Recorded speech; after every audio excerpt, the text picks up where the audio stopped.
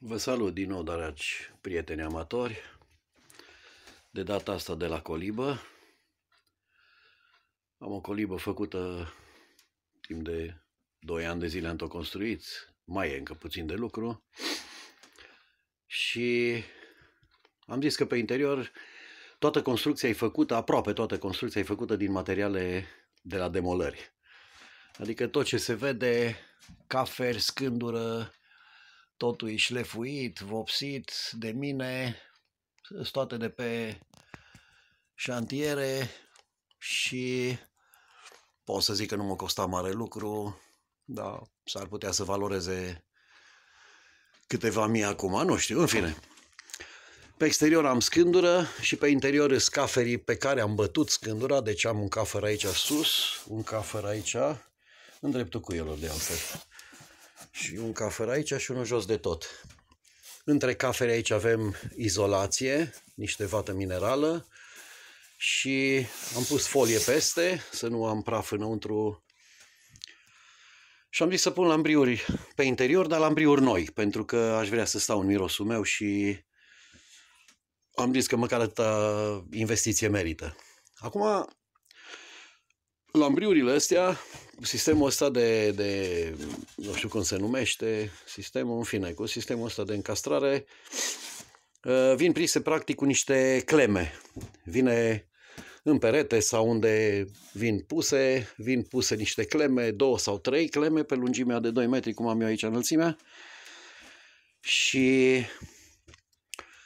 mai costau clemele, mai holșuruburi, mai nu știu ce, nu le puneai exact la linie, cum am eu folia asta de acoper aici, n-aveam cum să trasez, caferii mei aici, cei 4 caferi de care vă spuneam la început, la fel, probabil că nu-s chiar în boloboc, să zic așa, nu-s chiar pe linie dreaptă, prindeam o clemă pe unul care e puțin mai băgat înăuntru, se rupea bucata asta de lemn, se crăpa pe aici, probabil, e foarte slab, aici e ca și aici de altfel, e cam 1 milimetru, el are 1 centimetru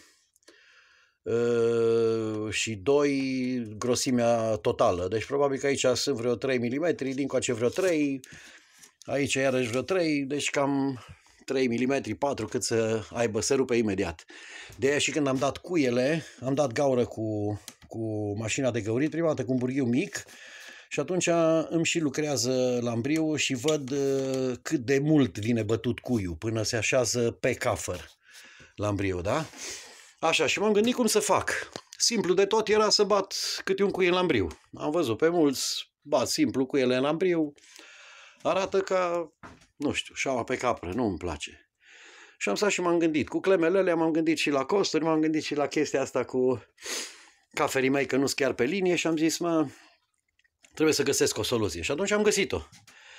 Am luat lambriul, am dat gaură, cum vă spun, am bătut cuiele, da? Se văd cuiele aici, nu știu chiar cum se văd, că și la filmări tot amator sunt. Am bătut cuiele, 4 cuie, da? Am luat următorul lambriu, l-am pus la nivel acolo frumos, am făcut aici sus semn cu creionul pe cantul interior și am luat un rașpăl, o pilă din aia de lemn, și aici se vede mai bine. Și am făcut un cant pe interior, da? Deci pe bucata asta interioară i-am făcut ca să poată să îmi intre în spatele cuiului, da? Și atunci, uitați-vă ce frumos se așează. Nu sunt cuiele bătute până în capăt și nu o să se așeze chiar foarte bine. Dar așa cumva vine, da? Și atunci iau o șurubelniță lată. O aveam la îndemână undeva. Și când le-am apropiat, când e aproape gata, pun șurubelnița lată în cui și cu ciocanul batem înăuntru până la nivel frumos.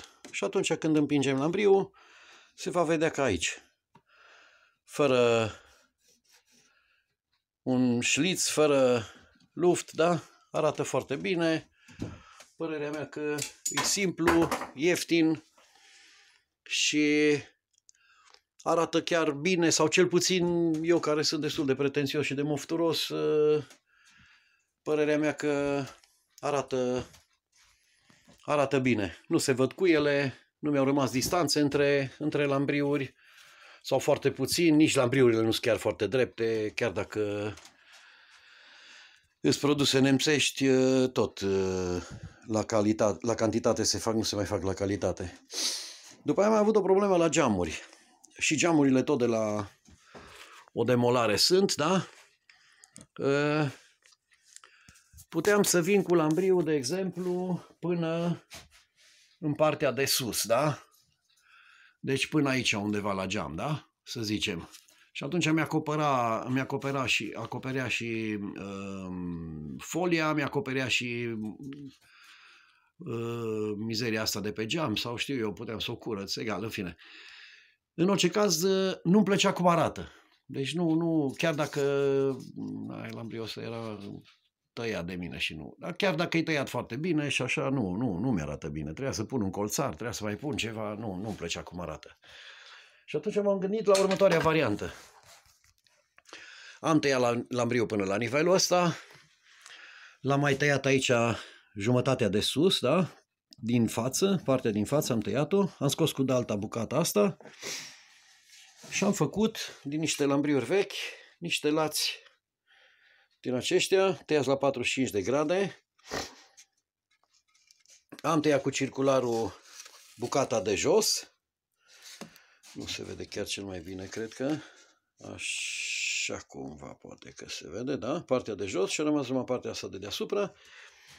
Și atunci, ia uitați-vă ce frumos se încastrează peste tăieturile mele. Da? În fine, toate sunt provizoriu prinse, doar să-mi fac un pic unghiurile și să văd dacă mai e ceva de lucru undeva. S-ar putea ca aici să iau cu o freză puțin, știu eu, la 45 de grade sau semi-rotund și să-i mai dau o vopsea.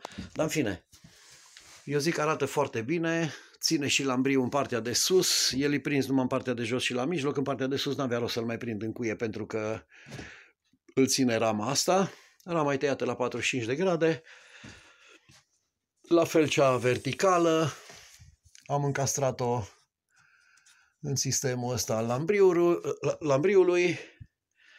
Aici la mijloc nu era nevoie pentru că geamurile sunt foarte apropiate și vine doar rama asta, la fel și la colț. În partea asta altă, la fel am făcut. Vine încastrat, frumos, una între alta.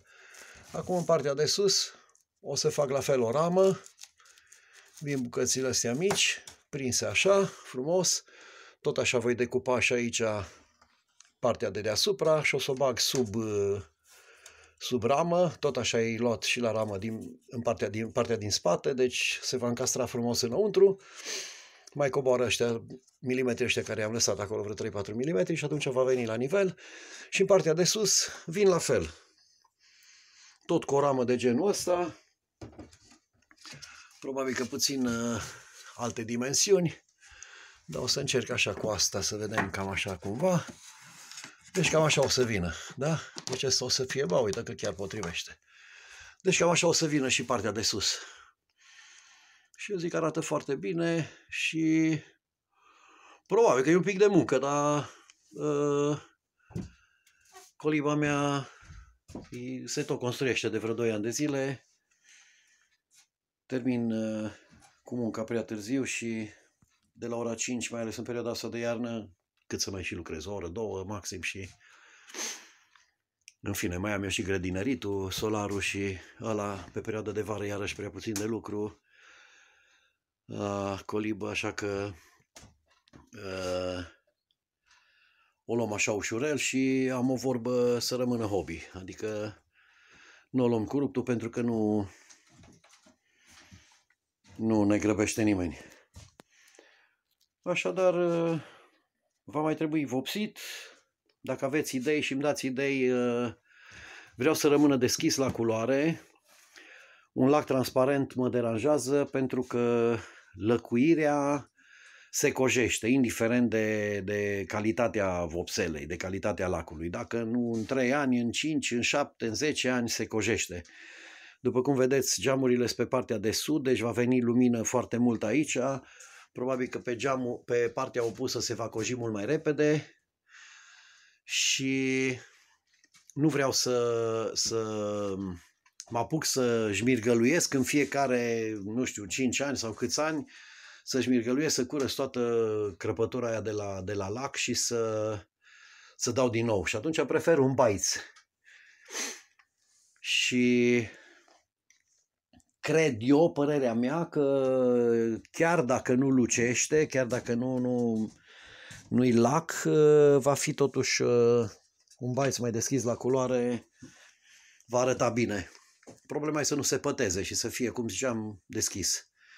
Aici am lăsat un loc frumos, îmi fac aici un dulăpior.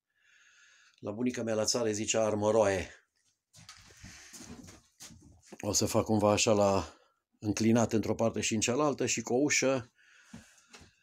Și o să fac, nu știu, barul probabil rămâne cu ceva băuturi pe acolo sau paharele, ceva de genul ăsta. Bun, dacă aveți idei cu ce să vopsesc, dacă îmi dați vreun indiciu, vreo vopsea, vreo ceva care ați experimentat și arată bine, scrieți-mi și vă mulțumesc deja anticipat. Bun! Poate mai revin cu ceva filmări. Îmi pare rău că n-am făcut eu niște filmări când am început Coliba, pentru că am câteva chestii faine la care m-am gândit mult și multe mi-au ieșit bine. Multe chiar mi-au ieșit bine și printre care partea de acoperiș, ceva inovativ așa inventat de mine, partea asta de sus, am văzut închis podul cu scânduri orizontale sau cu scânduri verticale, însă eu m-am gândit așa în capul meu să le fac așa. Și mi se pare că arată chiar bine. Ușa va trebui îmbrăcată doar în folie, ușa albă, arăta foarte rău și nu pe interior, parcă arată cât de cât, dacă lambriurile vor fi vopsite deschis la culoare și o las așa, dar mă mai gândesc și văd, poate pe interior merge o folie, că nu bate soarele foarte tare în ea și o cojește, în schimb afară trebuie neapărat îmbrăcat în ceva sau nu știu, voi face ceva. Și acolo, dacă aveți idei cu ce să fac, cum să fac, poate tot așa în lambriuri îmbrăcate, nu știu, mai văd. Bun, vă salut și poate mai fac niște filmări pe la Colibă pe aici și o să vă arăt încă câte ceva cum am gândit-o eu și cum am și reușit, cred că. Mai vedem. Eu zic că arată bine, părerea mea. I-am făcut rama frumos, iată la 45 de grade. Ați văzut jos ce frumos se încastra. Aici la fel, uitați-vă. Perfect, frumos, drept. Ascunde frumos, îmi ascunde și rama geamului și folia. Ascunde tot frumos. Bun, salutări și rămâne sănătoși până la următoarea filmare.